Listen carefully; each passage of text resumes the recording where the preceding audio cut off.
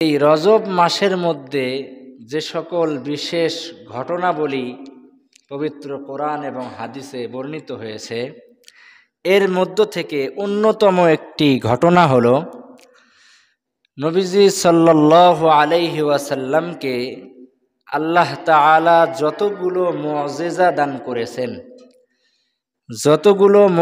দান করেছেন, এই সব মুজিজা এর মধ্য থেকে একটা মুজিজা হলো এটাও যে আল্লাহ রাব্বুল আলামিন তাকে ইসরা এবং মেরাজ করিয়েছেন। তো ইতিহাসের কিতাবে লিখিত রয়েছে যে এই রজব মাসেই নবীজিকে ইসরা এবং মেরাজ করানো হয়। এবার আমাদের জানার বিষয় হলো ইসরা এবং মেরাজ কি। ইসরা শব্দের শাব্দিক অর্থ হলো রাত্রি ভ্রমণ করা,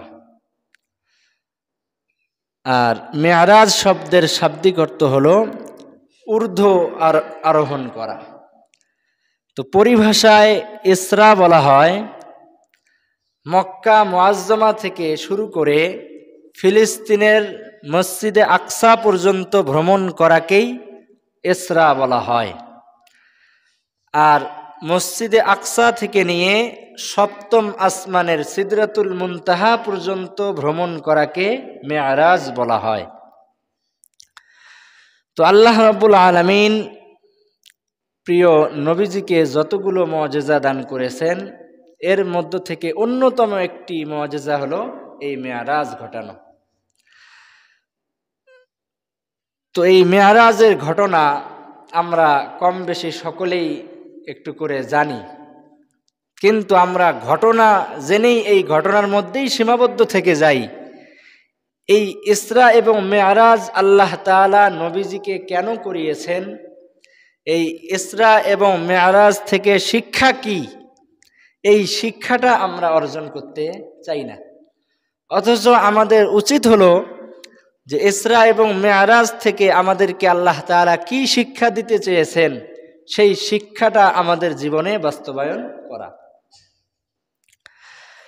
তো আমি আজকে ইসরা এবং মেরাজের ঘটনার দিকে যাব না, আমি এই মেরাজের কি শিক্ষা আল্লাহ তাআলা আমাদেরকে দিতে চাচ্ছেন, এই শিক্ষা নিয়ে আমি আপনাদের সামনে আজকে আলোচনা করব ইনশাআল্লাহ।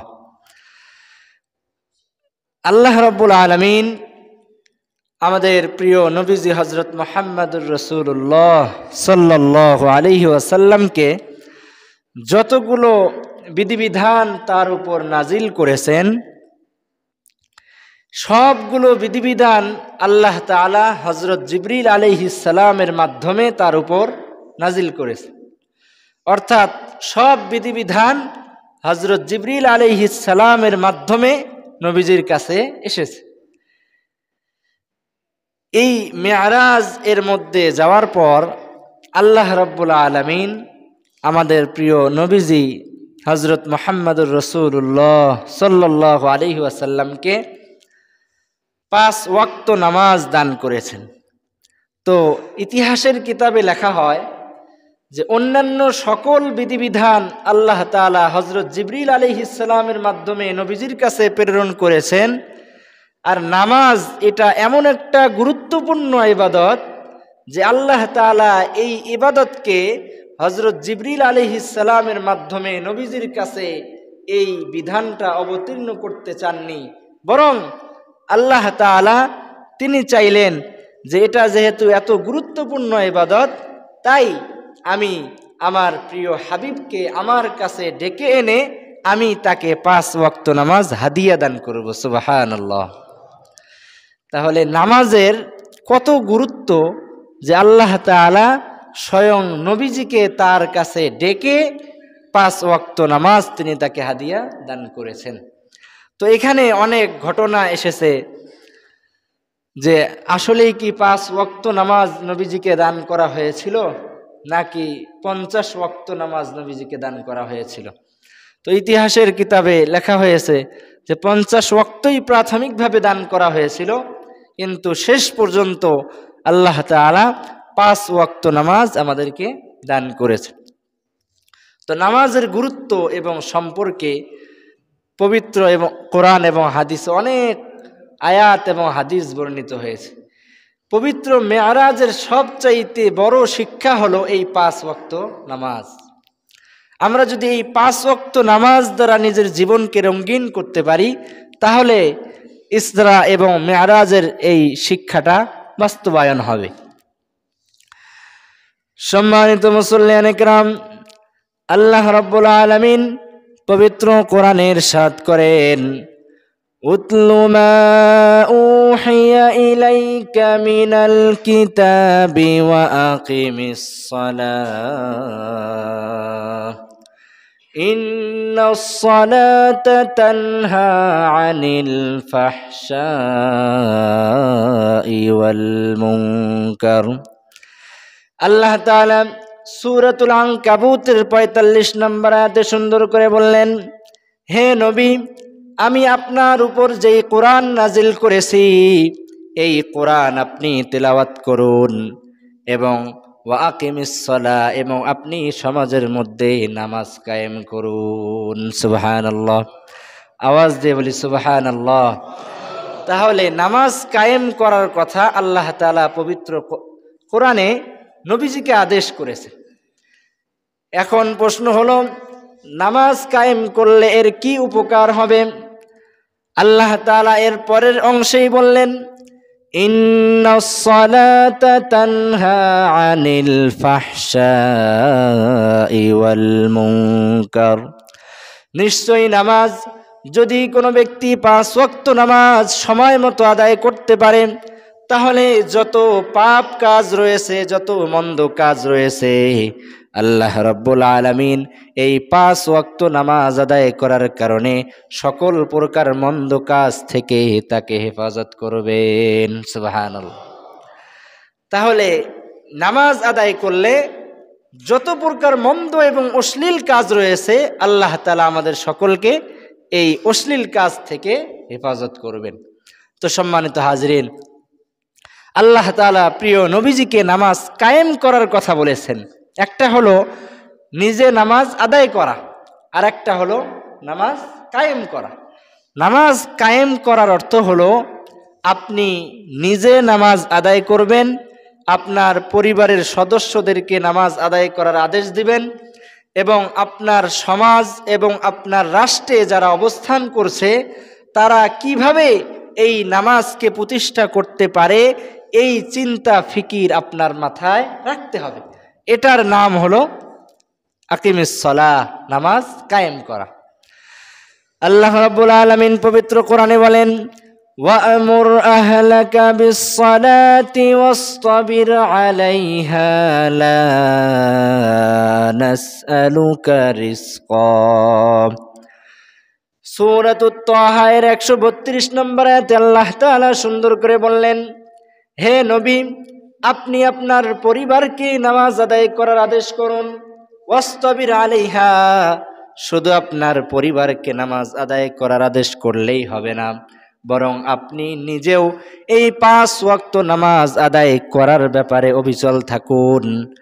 লা নাসআলুকা রিজকা, আল্লাহ তাআলা বলেন, হে নবী, আমি আল্লাহ তাআলা আপনার কাছে রিজিক চাই না। নাহনু নারযুকুক, আপনি যদি 5 ওয়াক্ত নামাজ সঠিকভাবে সময় মতো আদায় করতে পারেন, তাহলে আমি আল্লাহ তাআলা আপনার জন্য রিজিকের ব্যবস্থা করে দিব। সুবহানাল্লাহ, আওয়াজ দিয়ে বলি সুবহানাল্লাহ। তাহলে এই আয়াতের মধ্যে আমরা বুঝলাম যে আল্লাহ তাআলা নামাজ কায়েম করার কথা বললেন এবং নবীজিকে বললেন আপনি আপনার পরিবারকেও আদেশ করুন যে তারাও যেন নামাজ আদায় করে এবং আপনি নিজেও যেন এই নামাজ আদায় করেন। তো নামাজ আদায় করলে আরেকটা কি উপকার, সেটা হলো আল্লাহ তাআলা বললেন যে আপনারা হয়তো দুনিয়ার কাজ কর্মে লিপ্ত হওয়ার কারণে অনেক সময় আমাদের নামাজ কাজা হয়ে যায়। আমরা রিজিক উপার্জন করার জন্য অনেক সময় আমাদের নামাজ কাজা হয়ে যায়। তো আল্লাহ তাআলা বললেন, হে দুনিয়ার মানুষ, তুমি যদি সঠিকভাবে নামাজ আদায় করো তাহলে তোমার কোনো চিন্তার কারণ নাই, আমি আল্লাহ তাআলাই তোমার রিজিকের ব্যবস্থা করে দেব। সুবহানাল্লাহ। তো আমরা নামাজ আদায় করলে আল্লাহ তাআলার ওয়াদা হলো তিনি আমাদের জন্য রিজিকের ব্যবস্থা করে দিবেন।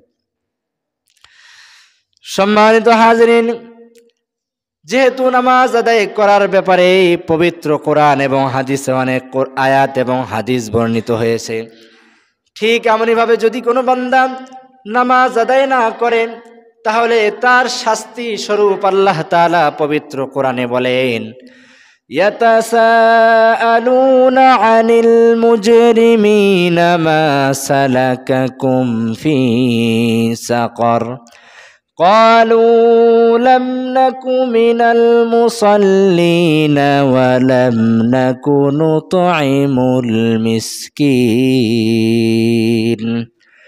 আল্লাহ তাআলা সূরাতুল মুদ্দাসসিরের ৪১ নম্বর আয়াতে বলেন, যখন জাহান্নামী ব্যক্তিদেরকে জিজ্ঞাসা করা হবে, আনিল মুজরিমিন মা সালাকাকুম ফি সাকার, তোমরা কোন কারণে এই সাকার নামক জাহান্নামে প্রবেশ করেছো, তখন জাহান্নামী ব্যক্তিরা উত্তর দিবে, লাম নাকু মিনাল মুসাল্লিন।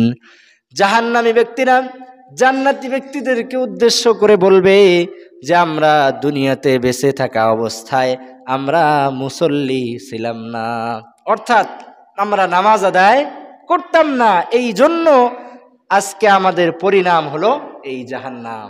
সুতরাং সম্মানিত মুসল্লিয়ানে কেরাম, আমরাও যদি আজকে এই 5 ওয়াক্ত নামাজ, যেটা মেরাজের সবচাইতে বড় শিক্ষা, এই 5 ওয়াক্ত নামাজ যদি আমরা সময় মতো আদায় না করি তাহলে আমাদেরও ঠিকানা ওই সাকার নামক জাহান্নাম হবে।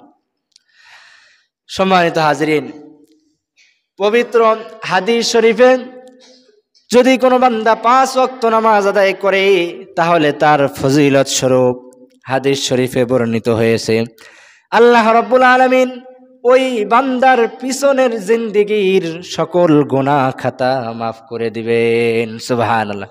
এর দলিল কি? এর দলিল হলো বুখারী শরীফের 528 নম্বর হাদিস, قال رسول الله صلى الله عليه وسلم أرأيتم لو أن نهرا بباب أحدكم يغتسل فيه كل يوم 5 هل يبقى من درنه شيء قالوا لا يبقى من درنه شيء। নবীজি সাল্লাল্লাহু আলাইহি ওয়াসাল্লাম একদিন সাহাবায়ে কেরামদেরকে সামনে নিয়ে বসান, তিনি সাহাবায়ে কেরামকে উদ্দেশ্য করে বললেন, হে আমার সাহাবীরা রে, তোমরা আমার একটা প্রশ্নের উত্তর দাও। যদি কোনো ব্যক্তির দরওয়াজার সামনে একটা নদী থাকে আর সে এই নদী বা পুকুরের মধ্যে দৈনিক 5 বার যদি সে গোসল করে তাহলে কি ওই ব্যক্তির শরীরে কোনো ময়লা থাকতে পারে নাকি? সাহাবায়ে কেরাম উত্তর দিলেন, লাইসা মিন দারনিহি শাই ইয়া রাসূলুল্লাহ, যদি কোনো ব্যক্তি 5 বার গোসল করে তাহলে তার শরীরে কোনো প্রকার ময়লা থাকতে পারে না। নবীজি বললেন, ক্বালা ফাযালিকা মিসলু সালাওয়াতিল খামসি ইয়ামহুল্লাহু বিহিন্নাল খাতায়া, এটাই হলো 5 ওয়াক্ত নামাজের দৃষ্টান্ত। যদি কোনো বান্দা 5 ওয়াক্ত নামাজ সময় মতো আদায় করে তাহলে সারা দিন এবং তার পূর্বের জীবনে যা যা গুনাহ হয়েছে আল্লাহ রাব্বুল আলামিন সবগুলো মাফ করে দিবেন। সুবহানাল্লাহ। তাহলে এই হাদিস থেকে, বুখারী শরীফের 528 নম্বর হাদিস থেকে বুঝতে পারলাম, আমরা যদি সময় মতো নামাজ আদায় করি তাহলে আল্লাহ রাব্বুল আলামিন আমাদের জিন্দেগীর সকল গুনাহ খাতা মাফ করে দিবেন।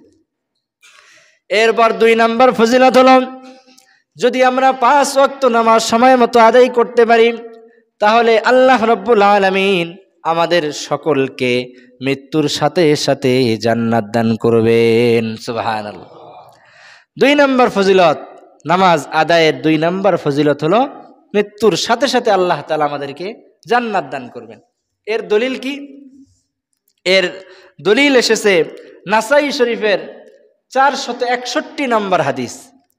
নাসাই শরীফের 441 নম্বর 61 নম্বর হাদিসে নবীজি বলেন, قال رسول الله صلى الله عليه وسلم খামসু সালাওয়াতিন কাতাবাহুন্নাল্লাহু তাআলা আলাল ইবাদ মান জাআ বিহিন্না ওয়া লাম ইউযায়্যি' মিনহুন্না শাইআন কানা লাহু ইনদাল্লাহি আহদুন আন ইউদখিলাহুল জান্নাহ। নবীজি বলেন, আল্লাহ রাব্বুল আলামিন বান্দাদের উপর 5 ওয়াক্ত নামাজ ফরজ করে দিয়েছেন। মান জাআ বিহিন্না, যদি কোনো বান্দা এই 5 ওয়াক্ত নামাজ সময় মতো আদায় করে, ওয়ালাম ইউযায়্যি' মিনহুন্না শাইআন ইস্তিগফাফান বিহিন্না, অলসতা বশত গাফেল হওয়া বশত যদি কোনো বান্দা এই 5 ওয়াক্ত নামাজ তরক না করে, তাহলে কানা লাহু ইনদাল্লাহি আহাদুন আন ইউদখিলাহুল জান্নাহ, তাহলে আল্লাহ রাব্বুল আলামিন ওই বান্দাকে নিজ দায়িত্বে জান্নাত দান করবেন। সুবহানাল্লাহ, আওয়াজ দিয়ে বলি সুবহানাল্লাহ। তাহলে নামাজ আদায় করলে কতগুলো ফজিলত নবীজি আমাদেরকে ঘোষণা করে দিয়েছেন। সম্মানিত হাজিরিন, 3 নম্বর ফজিলত সম্পর্কে এসেছে যে নামাজ আদায় করলে কিয়ামতের দিন আল্লাহর নবী আমাদের সকলকে সুপারিশ করবেন। সুবহানাল্লাহ। হাদিস শরীফে এসেছে, এই হাদিসটা মুসলিম শরীফের 229 নম্বর হাদিস। قال رسول الله صلى الله عليه وسلم أتى النبي صلى الله عليه وسلم المقبرة فقال السلام عليكم دار قوم مؤمنين وإنا إن شاء الله بكم لاحقون। নবীজি কোন এক কবরস্থানে আসলেন, এসে কবরবাসীদের উদ্দেশ্যে তিনি সালাম দিলেন এবং তিনি বললেন, ওয়াদিত্তু আন্না কদ রাআইনা ইখওয়ানানা, আমার মনে চায় যে আমি আমার ভাইদের সাথে সাক্ষাৎ করি। উপস্থিত সাহাবীরা জিজ্ঞাসা করলেন, আওয়ালাসনা ইখওয়ানাকা ইয়া রাসূলুল্লাহ, হে আল্লাহর রাসূল, আমরা কি আপনার ভাই নই? তখন নবীজি বললেন, ক্বালু আনতুম আসহাবি, তোমরা আমার ভাই নও, তোমরা হলো আমার সাহাবী। ক্বালু ইখওয়ানুনা আল্লাযীনা লাম ইয়াতু বাদু, আমার ভাই হলো ওই সকল আমার উম্মতেরা যারা আমার পরে এসে আমাকে না দেখে আমার উপর ঈমান আনবে। সুবহানাল্লাহ। তার মানে আমাদের সকলকে আল্লাহর নবী ওই সময় আমাদের সকলকে ভাই হিসেবে সম্বোধন করেছেন, যে যারা আমার পরবর্তীতে এসে আমাকে না দেখে আমার উপর ঈমান আনবে তারা সকলেই আমার ভাই। তো সাহাবায়ে কেরাম জিজ্ঞাসা করলেন, ইয়া রাসূলুল্লাহ, লাম ইয়াতি বাদু মিন উম্মাতিকা ইয়া রাসূলুল্লাহ কাইফা তারিফু, যারা এখনো, যেই উম্মতেরা এখনো দুনিয়ার মধ্যে আসে নাই, কিয়ামতের দিন আপনি তাদেরকে কিভাবে চিনতে পারবেন? তখন নবীজি বললেন, ইয়াতুনা গুররাম মুহাজ্জালিনা মিন আসারিল উজুম, আমার উম্মতদেরকে আমি চিনতে পারবো কারণ তারা 5 ওয়াক্ত নামাজ আদায় করার সময় যেই উজুর অঙ্গগুলো পানি দিয়ে ধৌত করেছিল, কিয়ামতের ময়দানে ওই উজুর অঙ্গগুলো নূরে নূরান্বিত হয়ে যাবে। সুবহানাল্লাহ। তো কিয়ামতের দিন আমার এই উজুর অঙ্গগুলো, এই হাত পা আমার মুখ, এগুলো একদম নূরে ঝলমল করতে থাকবে। এই নূর দেখে আল্লাহর নবী চিনতে পারবেন যে এরাই হলো আমার উম্মত। তো নবীজি আমাদেরকে চিনে তারপর তিনি আমাদের সকলের জন্য সুপারিশ করবেন। তো আমরা যদি নামাজ আদায় না করি তাহলে তো আমরা উজু করব না, তাই না? তো উজু করলে আমাদের অঙ্গ প্রত্যঙ্গ নূরে নূরান্বিত হবে কিয়ামতের দিন। আর এই নূরে ঝলমল করা অঙ্গগুলো দেখে কিয়ামতের দিন নবীজি আমাদেরকে চিনতে পারবেন যে এরাই আমার উম্মত, এবং তিনি সুপারিশ করে আমাদের জন্য জান্নাতে তিনি প্রবেশ করিয়ে দিবেন। সম্মানিত হাজরিন, এই নামাজ আদায়ের বিষয়ে আরো পবিত্র কোরআন এবং হাদিসে অসংখ্য আয়াত এবং হাদিস বর্ণিত হয়েছে। আমি আপনাদের সামনে একটি উদাহরণ পেশ করেই আমি আলোচনা শেষের দিকে যাব ইনশাআল্লাহ। আপনাদের সামনে আমি এক্সাম্পল, একটা উদাহরণ দিচ্ছি, আপনারা আমার উদাহরণে সাড়া দিবেন ইনশাআল্লাহ। মনে করেন আপনি আপনার পরিবারে আপনার স্ত্রী বাদে আপনার সন্তান 5 জন রয়েছেন। তো আপনি এবং আপনার স্ত্রী সহ এই 5 জন সন্তানের পরিবারে আপনার মাসিক ব্যয় হলো 20,000 টাকা। একটা উদাহরণ মনে করেন যে আপনার মাসিক ব্যয় হলো 20,000 টাকা। এরপর আপনার বাসা ভাড়া এবং আপনার চিকিৎসা বাবদ আরও 20,000 টাকা ধরা হলো, তো 40,000 টাকা হলো। এরপর আপনার যে 5টা সন্তান রয়েছে, এই 5টা সন্তানকে আপনি পড়াশোনা করান, এজন্য আপনার যায় হলো 60,000 টাকা। তো সর্বমোট আপনার মাসিক ব্যয় হলো 1 লক্ষ টাকা। তো আপনার এই মাসিক 1 লক্ষ টাকা ব্যয়, এই 1 লক্ষ টাকা কোনো আপনার মালিক, কোনো ধনী ব্যক্তি আপনাকে প্রতি মাসে আপনাকে দান করতেছে, কোনো কাজ করার বিনিময়ে নয়, বরং আপনাকে একদম গিফট করতেছে। তো এবার আপনারা একটু আমাকে উত্তর দিবেন, যদি এই মালিক বা এই ধনী ব্যক্তি যিনি আপনাকে প্রত্যেক মাসে 1 লক্ষ টাকা করে হাদিয়া দেন, তো এই ব্যক্তি যদি কোনো দিন রাত 3টার সময় আপনাকে ফোন করে বলেন যে একটু আমার বাসায় আসো, আমার সন্তান অসুস্থ হয়ে গেছে, তাকে হাসপাতালে নিতে হবে, আচ্ছা বলেন আপনি কি তার ডাকে সাড়া দিবেন না? অবশ্যই তার ডাকে সাড়া দিবেন।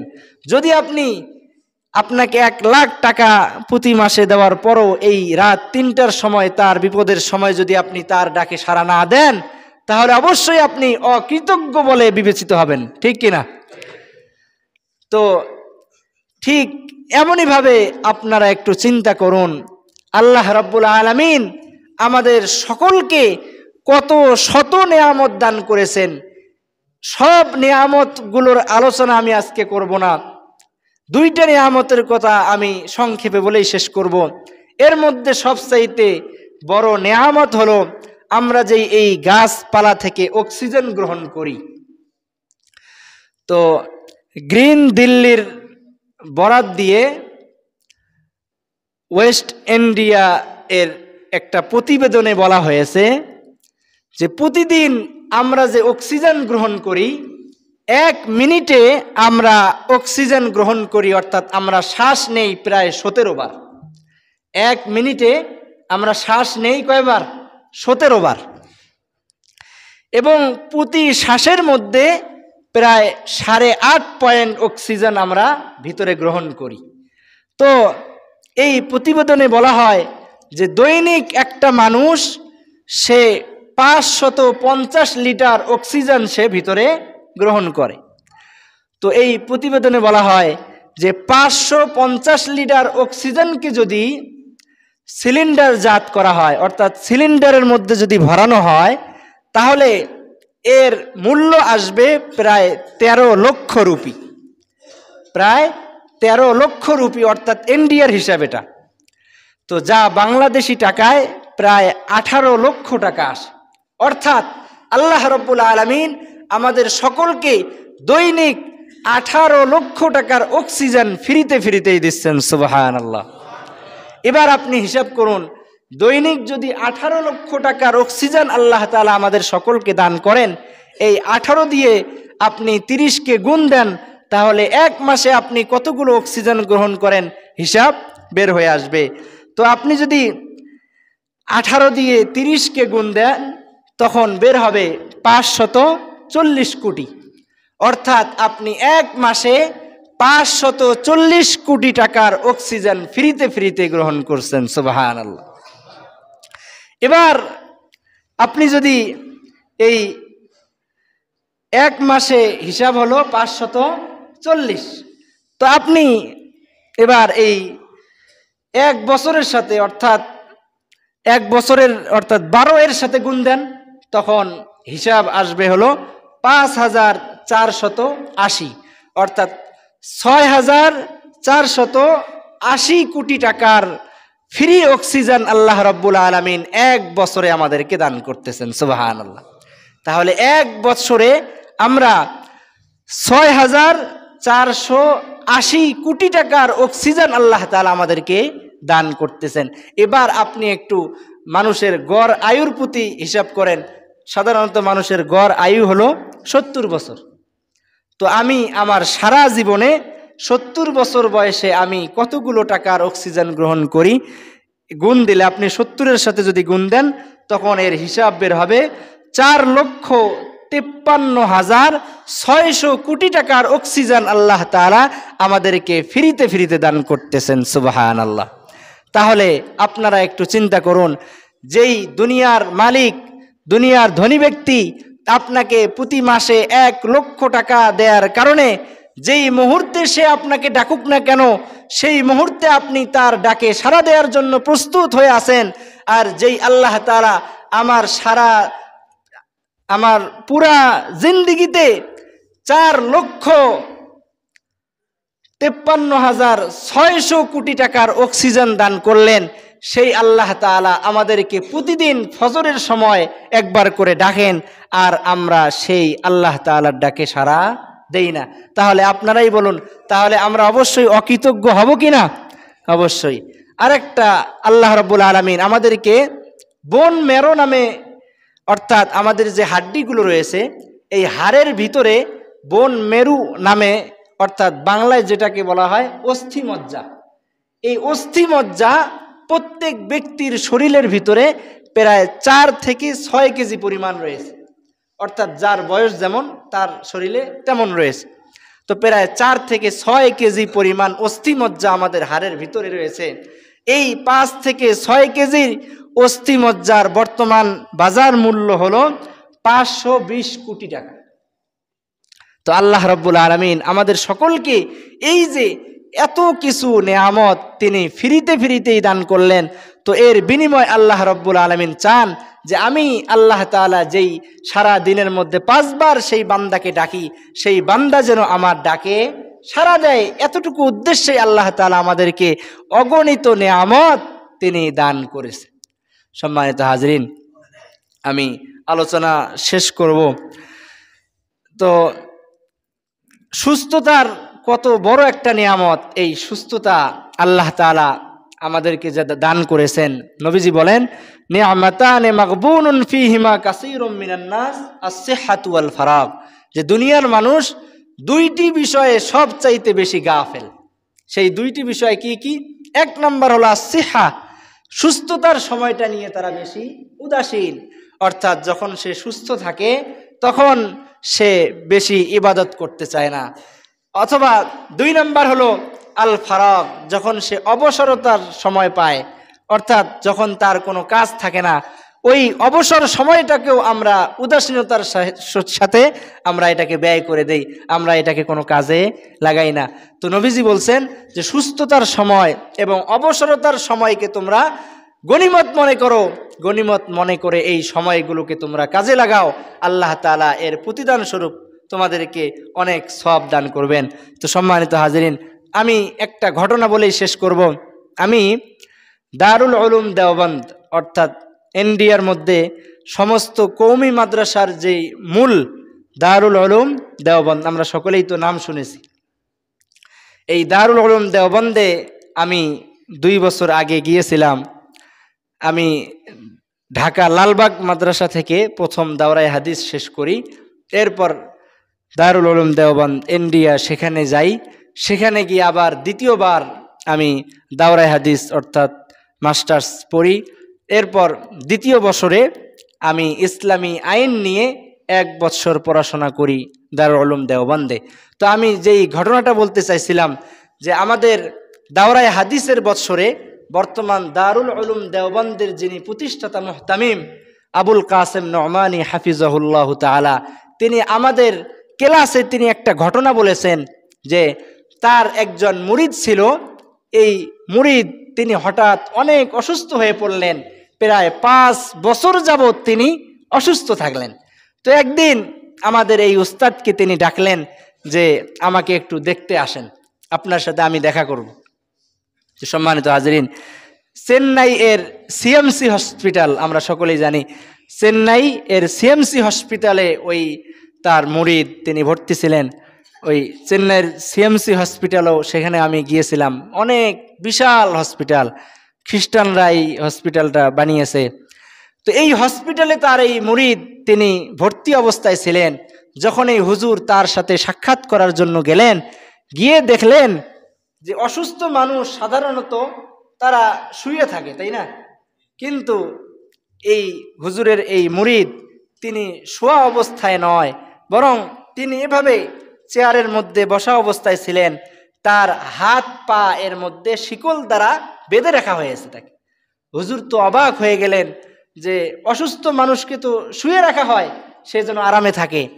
তো সেখানে গিয়ে যখনই তিনি তার সাথে সাক্ষাৎ করলেন, সাক্ষাৎ করার সাথে সাথে ওই ব্যক্তি একদম কান্না করতে লাগলো।